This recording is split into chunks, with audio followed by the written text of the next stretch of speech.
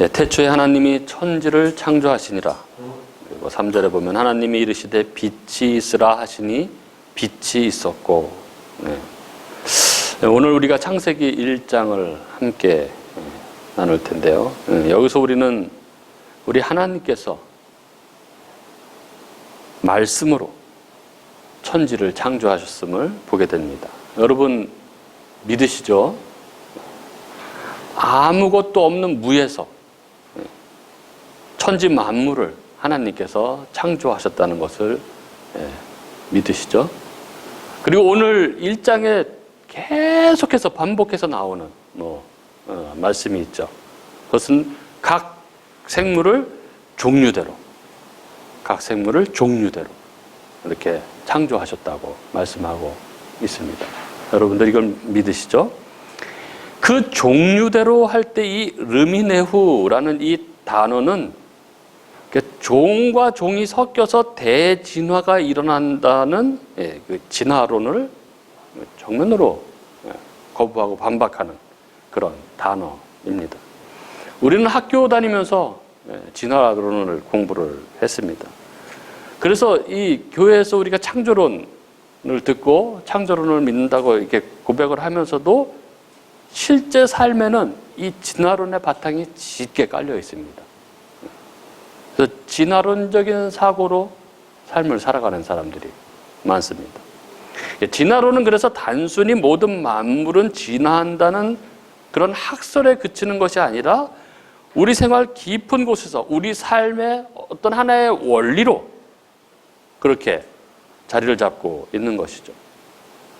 그 원리, 이 진화론의 원리로 우리 삶에 자리 잡고 있는 것들이 뭐 어떤 것들입니까? 인본주의, 유물론, 물질주의 이런 것들이 다 진화론의 산물입니다.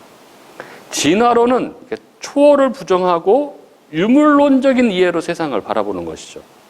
그래서 이런 진화론적 사고를 하는 사람들에게는 물질, 이 세상이 전부인 것입니다. 그래서 초월적인 세계, 죽음 이후의 세계 뭐 이런 거는 크게 신경 쓰지 않습니다.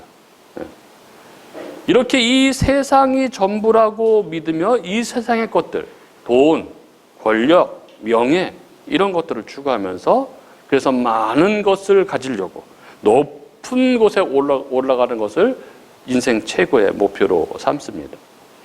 그게 진화론적인 삶인 것이죠. 이 진화론에 따르면은 인간의 기원은 우연한 원자의 결합물의 산물로 그렇게 보는 것이죠. 무기물질이 우연히 유기물질을 합성을 해내는 것이죠. 그리고 그 유기물질이 어떤 우연한 기회에 아메바 원시 생물이 되는 것이죠.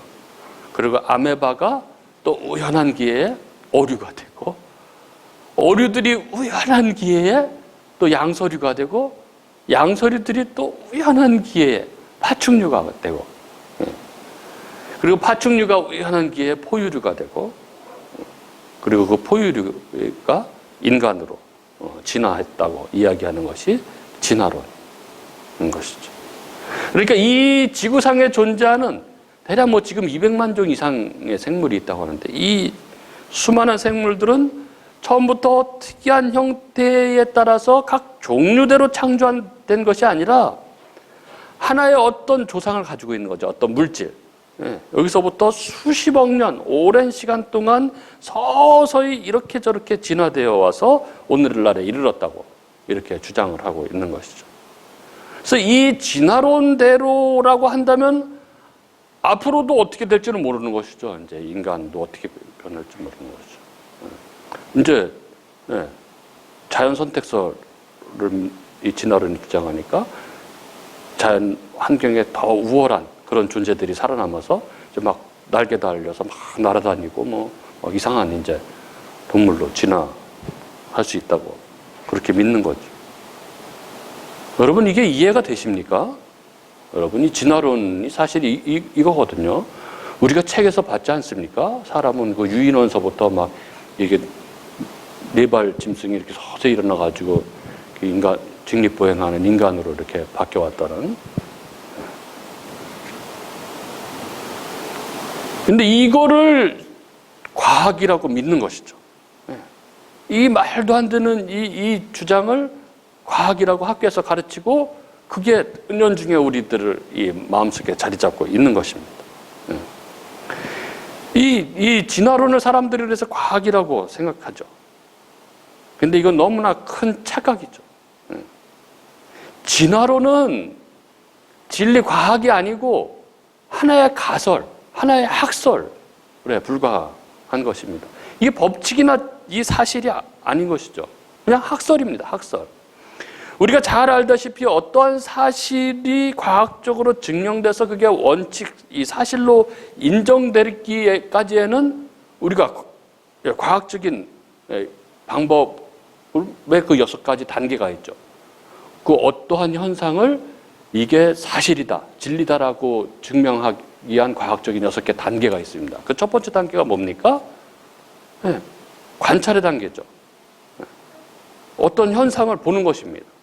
그리고 두 번째 단계는 의문의 단계, 문제 제기의 단계. 이게 왜 이렇게 될까?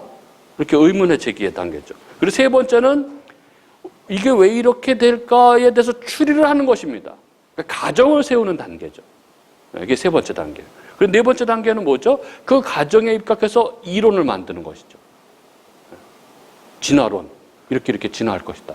진화되는 것이다. 이런 이론을 세우는 단계가 네 번째 단계. 그 다섯 번째 단계는 뭐냐면은 그 이론화된 그 가정이 사실인지 아닌지를 실험을 하는 것입니다. 여섯 번째는 반복을 해서 이 실험의 결과가 동일한 결론을 도출해내는 것이죠.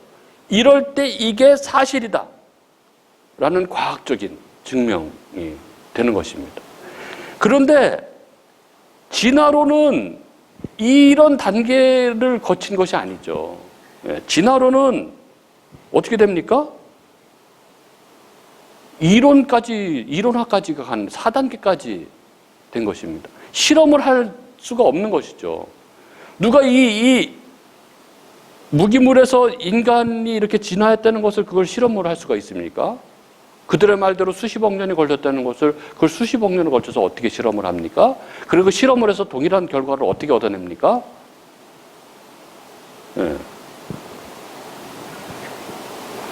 진화론은 그냥 가설이에요. 가설. 이렇게 생물들이 이런 모습으로 이렇게 좀 변하는 것들이 이 어떤 그 화석이나 이런 것들을 통해서 이렇게 발견이 되니까 그거를 가정을 해서 이렇게 학설을 세운 거예요. 근데 사람들은 그건 진리로, 과학으로 그걸 받아들이는 거죠. 이 상상의 기초를 세워놓은 이 가설을 사실이라고 그렇게 믿고 있는 것이죠. 거의 심하게 얘기하면 거의 추리소설 같은 상상인 것이죠. 그럼 뭐 이게 비약적인 변화를 사실로 가정한 것 아닙니까? 사실 진화론을 믿는다는 것은 창조론을 믿는 것보다 훨씬 더 큰 믿음이 있어야 가능하다 이렇게 이야기를 합니다. 그런데 우리는 이것을 과학이라고 배웠고 그래서 무의식 가운데 이게 사실로 우리 마음속에 자리하고 있는 것이죠. 그래서 사람들의 삶의 방식이 이 진화론적 삶의 방식으로 이렇게 다 굳어져 있는 것이죠. 물질 중심주의죠. 이 땅의 것이 최고라고 믿는 것이죠. 그래서 잘 먹고 잘 사는 거, 이게 인생의 목표가 된 것입니다. 초월과 초월자가 없는 것입니다. 그러나 오늘 성경은 분명하게 이야기합니다. 이 모든 천지 만물은 창조하신 분이 계시다. 그 창조주의 창조물이다. 이렇게 말씀하고 있죠. 창조주 하나님께서 말씀으로 무에서 유를 창조하셨다. 이렇게 증거하고 있습니다. 우리는 이것이 진리임을 믿습니다. 그리고 세상 만물을 창조하신 하나님이 계시고 우리는 그 하나님이 창조하신 피조물이라는 것을 우리는 고백합니다. 오늘 창세기 1장을 통해서 우리가 창조주 하나님을 우리가 분명히 확인함으로 우리의 사고와 우리의 삶의 모든 체계들이 새롭게 정립되는 그런 은혜의 시간이 될 수 있기를 바랍니다. 오늘 창세기 1장은 창조 6일간의 창조의 내역에 대해서 소개하고 있습니다. 이게 긴 이야기라서 1장을 한 절 한 절씩 이렇게 설명하는 것은 힘들기 때문에 대략 3문단으로 나누어서 문단별로 내용을 소개한 다음에 그 가운데 특별히 우리가 함께 나눌 부분들을 중심으로 함께 나누는 그런 시간을 갖도록 하겠습니다. 먼저 첫째 문단은 1절부터 13절까지, 그러니까 창조 첫째 날부터 셋째 날까지를 첫째 문단으로 해서 살펴보도록 하겠습니다. 하나님께서 천지를 창조하시기 시작하십니다. 1절에 보면 태초에 하나님이 천지를 창조하시니라. 그때 하나님이 천지를 창조하실 때 이 땅, 지구에는 아무것도 없었죠. 형태가 없었고 아무런 생물이 없었습니다. 그게 2절이 이야기하고 있는 것이죠. 땅은 혼돈하고 공허하며 흑암이 깊음 위에 있고 그 가운데 하나님의 영이 수면 위에 운행하시면서 창조를 하시는 것이죠. 그리고 3절부터 5절 첫째 날을 하나님이 빛을 창조하십니다. 3절에 빛이 있으라 하시니 빛이 있었다 이렇게 적고 있죠. 그런데 이 빛은 태양빛이 아닙니다. 여러분, 첫째 날 하나님께서 빛이 있으라 하시며 빛이 있었다 하신 이 빛은 태양빛이 아니에요. 태양, 달, 별 이런 것들은 넷째 날에 창조가 됩니다. 그러면 그 이전에 태양, 달, 별이 창조되기 이전에 3일간 주야를 이루게 하고 이 셋째 날 창조된 풀과 씨 맺는 채소와 각기 종류대로 씨가 진 열매 맺는 나무들을 생육하게 한 이 빛, 첫째 날 창조된 이 빛은 무엇일까요, 여러분? 이 빛은 태양을 발광체로 하는 것이 아닌 하나님으로부터 온 빛, 그 하나님의 생명력이고 하나님의 영광으로부터 나온 빛입니다. 그래서 혼돈과 공허와 흑암의 질서를 세우시고 풍성함으로 채우시며 어둠을 몰아내는 빛입니다. 여기서 우리는 이 창조 첫날의 이 빛에서 우리는 복음의 조각을 우리는 발견하게 됩니다. 즉 어둠을 몰아내는 빛의 그림자인 것이죠. 넷째 날의 이 빛은 그 첫째 날의 이 빛은 죄악과 그로 인한 이 고통과 불행을 쫓아내시는 하나님, 혹은 그 하나님의 구원, 예수 그리스도를 가리킨다고 성경은 여러 군데에서 말씀합니다. 신약에서 하나님께서 혼돈과 공허와 흑암뿐인 죄인들을 질서와 풍요와 빛으로 이끄시기 위해서 이 첫 번째로 하신 일은 하나님의 말씀의 실행자이신 예수님을 이 땅에 보내신 것이죠. 그래서 요한복음의 이 첫째 날에 빛이 오셨다 이렇게 기록하고 있는 거죠. 요한복음 1장 9절 10절에 이렇게 말씀하고 있죠. 참 빛, 그 세상에 와서 각 사람에게 비추는 빛이 있었나니 그가 세상에 계셨으며 세상은 그로 말미암아 지은 바 되었으니 세상이 그를 알지 못하였고 이렇게 적고 있죠. 이렇게 창세기의 첫째 날은 그 창조된 빛으로 말미암아 이 혼돈과 공허와 흑암의 질서가 잡히고 생명의 음이 트는 것처럼 예수 그리스도께서 하나님께 반역해서 질서를 깨트리고 이 혼돈과 공허와 흑암으로 만들어버린 이 죄인들에게 찾아오셔서 그들을 질서로, 하늘의 풍요로, 광명으로 인도하시는 그 복음을 잘 보여주고 있는 것입니다. 그리고 이어서 둘째 날 6절부터 8절 하나님은 궁창, 창공을 만드셔서 궁창 위의 물과 궁창 아래의 물로 나누십니다. 그리고 셋째 날 9절부터 13절에 보면 하나님이 물을 한 곳으로 모으시고 묻이 드러나게 하셔서 바다와 땅을 나누십니다. 또한 땅에 풀과 씨 맺는 채소와 각기 종류대로 씨가 진 열매 맺는 나무를 만드시죠. 이렇게 하나님의 창조를 보여주고 있는 여기 창조의 셋째 날까지의 내용을 보면은 첫째 날, 둘째 날, 셋째 날은 이 창조의 어떤 구조적인 틀을 먼저 창조하시는 것을 보게 됩니다. 즉 우리가 집을 지을 때 터를 닦고 기둥을 세우고 이렇게 틀을 먼저 만드는 것처럼 하나님께서는 구조적인 틀을 먼저 창조하시는 것이죠. 그리고 여기 셋째 날까지 이 구조적 틀의 창조에서 우리가 보게 되는 하나님의 성품이 있죠. 뭡니까? 하나님은 나누신다는 것입니다. 즉 하나님은 구별하신다는 것입니다. 첫째 날 빛과 어둠을 나누시죠. 그리고 둘째 날에는 궁창 위의 물과 궁창 아래의 물로 나누십니다. 그리고 셋째 날은 바다와 땅을 나누시죠. 물론 이 현상 이론적인 측면에서 볼 때 하나님이 이 천지를 생명이 존재하는 가장 적합한 환경으로 만드셨고 일정한 비율로 잘 나누어 놓으신 것이지만 영적인 측면에서 볼 때는 하나님의 특별한 계획 가운데 분리하시는, 구별하시는 분이심을 우리는 보게 됩니다. 예, 하나님은 구별하시는 분이십니다. 당신의 자녀를 구별하시고 당신이 영원히 사랑할 당신의 자녀들을 구별하십니다. 그래서 그들의 삶에 간섭하시고 때때로는 막아서시고 세상 다른 것들과 구별하십니다. 그렇게 우리를 구별하신 하나님은 우리 안에 있는 이 죄의 잔재들, 그 어둠을 다 몰아내시고 영원히 당신과 함께할 거룩한 하나님의 백성으로 완성시켜 나가시는 것이죠.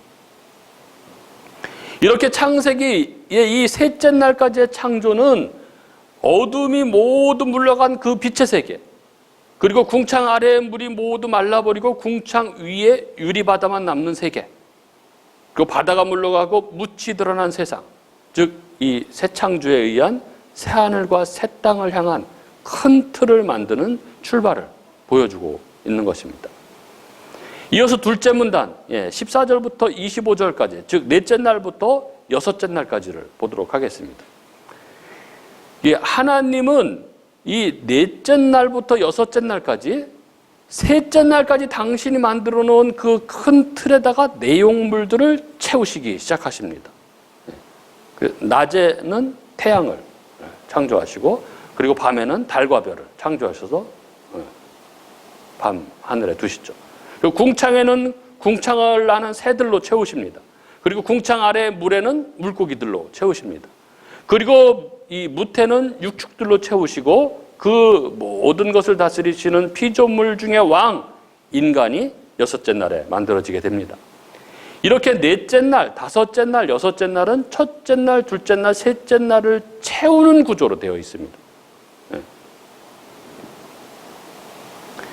여기에서 우리는 여기 하나님께서 넷째 날 이 광명체들을 창조하시는 것을 보게 됐죠. 해와 달과 별들을 이 하늘의 궁창에 창조하십니다.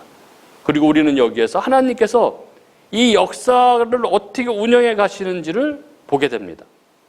하나님께서는 이미 첫째 날에 하나님의 영광의 빛을 발광체로 하는 이 보이지 않는, 숨어있는, 그러나 세상을 주관하고 역사하는 빛을 창조하셨습니다.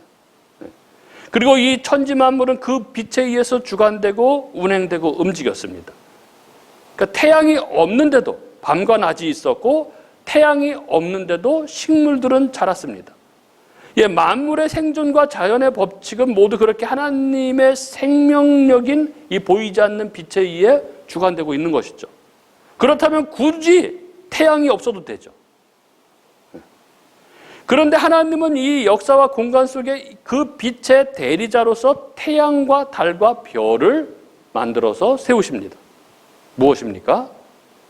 하나님의 영광의 빛이 모든 것을 주관하시고 모든 것을 유지하지만 하나님은 태양을 세우시고 그 뒤에서 일을 하신다는 것입니다. 즉 하나님께서는 특별한 경우가 아닌 이상 이 자연의 법칙을 세우셔서 이 세상을 섭리해 가신다는 것입니다. 하나님은 때때로 예수 그리스도의 하나님 되심과 이 복음을 설명하실 때 간혹 자연의 법칙을 거슬러서 일을 하실 때가 있으시죠. 그러나 대부분의 경우 하나님께서는 자연의 법칙을 세우셔서 그 자연의 법칙에 따라 운영하시고 그 자연의 법칙을 거스르지 않으십니다. 이게 하나님이 이 세상을 운영하는 방식입니다. 그렇다면 하나님께서 이 세상을 운영해 가신 하나님의 질서와 법칙에는 어떤 것들이 있을까요? 가장 대표적인 게 심은 대로 거두는 것이죠. 심은 대로 거두게 하는 것이 가장 대표적인 하나님의 질서이고 하나님의 법칙이라고 할 수 있습니다. 즉 콩 심은 데 콩 나고 팥 심은 데 팥 나게 하신다는 것입니다. 사과나무에 사과나무가 열리고 포도나무에 포도가 열리게 하신다는 것입니다. 열심히 수고하고 땀을 흘린 사람이 그 결실을 거두게 된다는 것이죠. 만약에 우리가 건강하고 싶다면 어떻게 해야 합니까? 건강하고 싶으면 몸에 안 좋은 음식 먹지 않고 좋은 음식 먹고 또 열심히 운동해야 되고 하는 것이죠. 근데 몸에 막 안 좋은 거 막 먹고 운동도 안 하고 그냥 그러면서 건강하기를 바라고 하나님께 건강하게 해달라고 기도한다면 어떻게 되겠습니까? 건강해질 리가 없는 것이죠. 또 우리 자녀들이 좋은 성적을 거두기 위해서는 어떻게 할까요? 어떻게 해야 합니까? 열심히 공부하고 열심히 노력해야 하는 것입니다. 공부는 안 하고 내가 하나님 믿으니까 공부 좋은 성적 나오게 해주세요 이렇게 기도한다고 그렇게 되겠습니까? 그렇게 안 하신다는 것입니다. 하나님께서. 마태복음 5장 45절에 보면 이런 말씀이 있습니다. 이같이 한즉 하늘에 계신 너희 아버지의 아들이 되리니 이는 하나님이 그 해를 악인과 선인에게 비추시며 비를 의로운 자와 불의한 자에게 내려주심이라. 하나님께서는 기본적으로 정해진 질서와 법칙에 따라 이 세상을 섭리하고 계신다는 그런 말씀이십니다. 그러니까 우리가 늘 기도하고 하나님의 은혜를 구하되 어떤 기적이 아니면 하나님의 은혜가 없는 양 그렇게 생각해서는 결코 안 된다는 것이죠. 하나님은 일반 법칙으로 이미 우리에게 모든 것을 베풀어 주고 계신 것이죠. 따라서 우리는 우리에게 베풀어 주신 풍성한 은혜가 우리 삶에 늘 충만하다는 것을 우리는 볼 수 있는 눈이 있어야 하는 것이죠. 그리고 또 하나 여기 이 둘째 문단에 우리의 눈에 특별히 들어오는 그런 단어가 있습니다. 그게 뭐냐면 22절에 복이라는 단어입니다. 22절에 하나님께서 그들에게 복을 주시며 이르시되 생육하고 번성하여 여러 바닷물에 충만하라. 새들도 땅에 번성하라 하시니라. 여기에 보면은 이 22절 이 뒤에는 뭐 사람에게 복 주시는 게 나오는데 여기에 보면 하나님께서 새들과 물고기에게 복을 주셨다고 말씀합니다.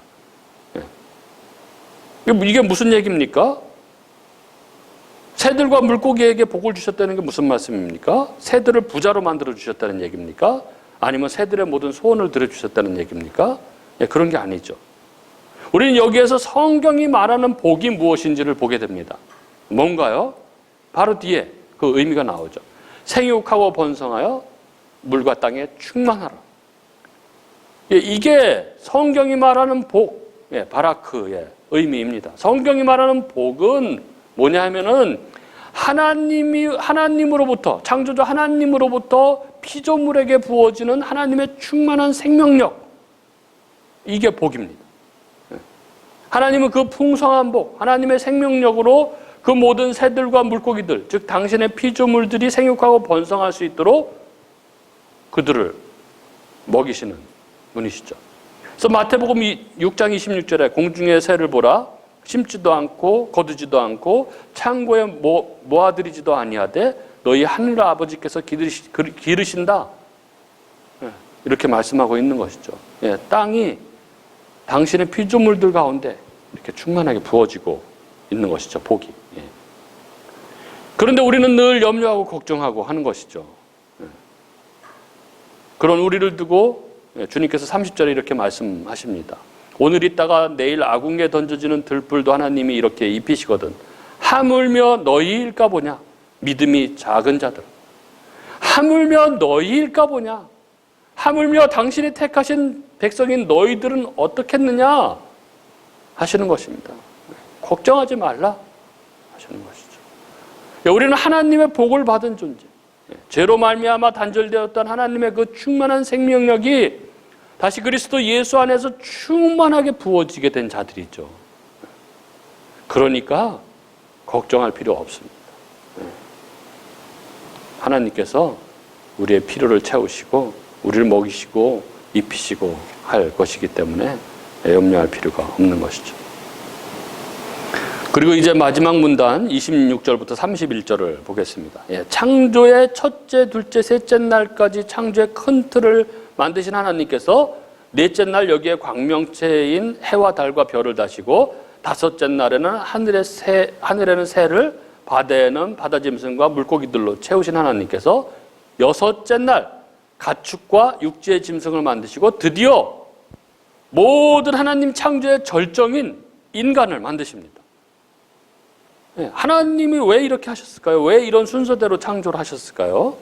그것은 결국 이 아름다운 세상에서 하나님이 당신의 형상대로 창조하신 사람들과 이 사람들이 이곳에 살도록 하기 위해서 이런 순서로 창조하신 것이죠. 이만큼 인간 창조는 하나님 창조의 중심에 있습니다. 이 특별한 창조 이야기는 26절에 그대로 드러나죠. 26절에 보면 하나님이 이르시되 우리의 형상을 따라 우리의 모양대로 우리가 사람을 만들고 그들로 바다의 물고기와 하늘의 새와 가축과 온 땅과 땅에 기는 모든 것을 다스리게 하자 하시고, 하나님께서 인간 이외의 것들을 창조하실 때는 그냥 무엇이 있으라 이렇게 명령만 하셨습니다. 그리고 자연계의 창조는 그 종류대로 다 그렇게 이루어졌습니다. 그런데 유독 인간을 창조하실 때는 하나님께서 하나님의 형상으로 창조하십니다. 게다가 인간을 만드시기 전에는 삼위 하나님께서 의논하시는 장면이 안 나오죠. 그런데 인간을 만드시는 이 부분에서는 삼위 하나님께서 함께 의논하시는 장면이 나옵니다. 우리의 형상을 따라 우리의 모양대로 우리가 사람을 만들자 이렇게 하시죠. 여기 하나님께서 사람을 창조하시기 위해서 이 삼위 하나님께서 의논하시면서 자신의 형상대로 창조하셨다는 사실은 창세기 1장의 창조기사의 중심에 인간 창조가 있다는 것을 너무나 분명하게 보여주고 있습니다. 우리 인간들은 다른 피조물들과는 완전히 다른 아주 특별한 피조물, 하나님 창조의 중심이라는 것을 강조하고 있는 것입니다. 이렇듯 우리 인간은 하나님의 형상과 모양대로 창조된 아주 특별한 존재, 그래서 다른 피조물들에게 없는 아주 특별한 하나님의 거룩한 속성들이 있습니다. 거룩, 지혜, 사랑, 은혜, 인내, 이런 것들이 인간에게는 있는 것이죠. 그래서 사람은 생각하고 서로 교제할 수 있는 이런 인격적인 존재이고, 또 가장 중요하게는 하나님을 인식하고 하나님과 교제할 수 있는 그런 영광스러운 특권을 부여받은 존재로 창조가 된 것입니다. 그리고 그 인간에게 하나님이 복을 주십니다. 아까 말씀드린 대로 하나님의 충만한 생명력을 주신 것이죠. 그래서 창조주 하나님으로부터 피조물에게 부어주는 창조주의 충만한 생명력.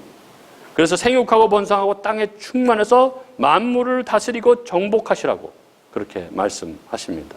이게 바로 인간, 사람입니다.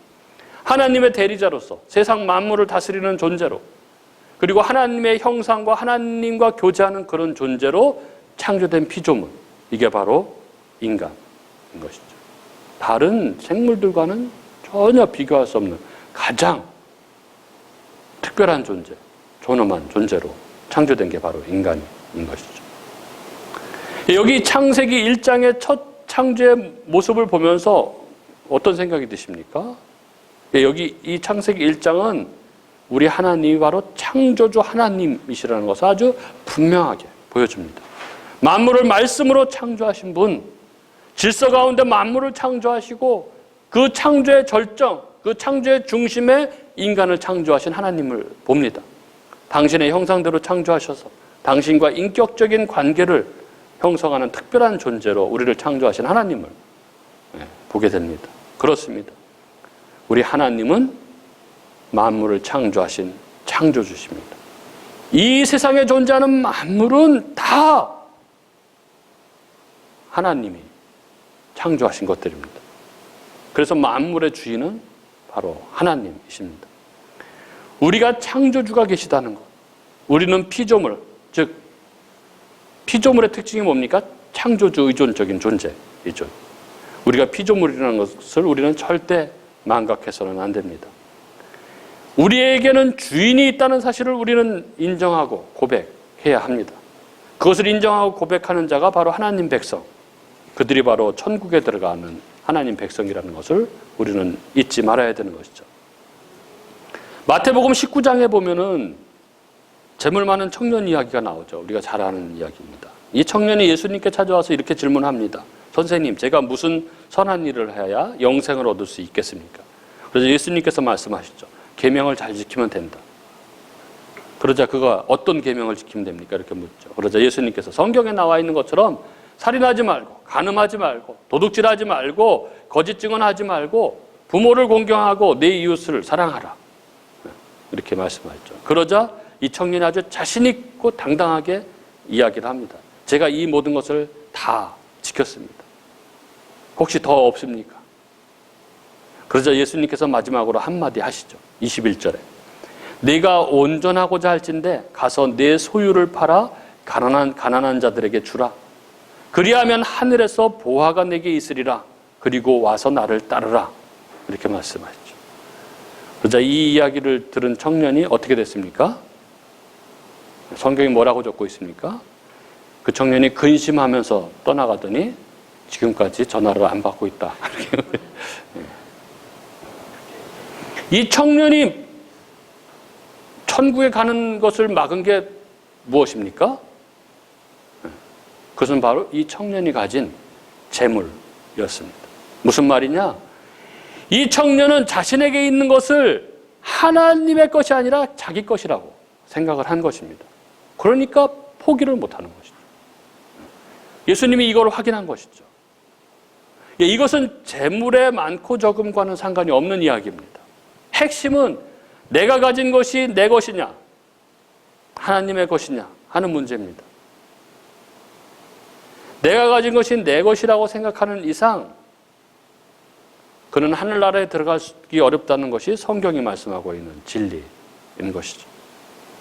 여러분, 창조주 하나님이 이 세상의 주인이시고 우리가 가진 모든 것의 주인이시라는 것을 우리는 기억하고 인정하는 그런 삶을 살아갈 수 있기를 바랍니다. 그것이 바로 창조주 하나님을 믿는 하나님 백성, 그것이 바로 참된 믿음입니다. 그래서 인생의 그 모든 영광과 허물을 다 경험하면서 철저히 진리를 깨닫게 된 솔로몬이 그 전도서 마지막 장 12장을 어떻게 시작합니까? 이렇게 이야기하죠. 너는 청년의 때에 너의 창조주를 기억하라. 너에게 창조주가 계시다는 사실을, 만물의 주권자가 계시다는 사실을 늘 기억하며 그 하나님을 신뢰하고 찬양하는 그런 삶을 사는 저와 여러분이 될 수 있기를 주님의 이름으로 축복합니다.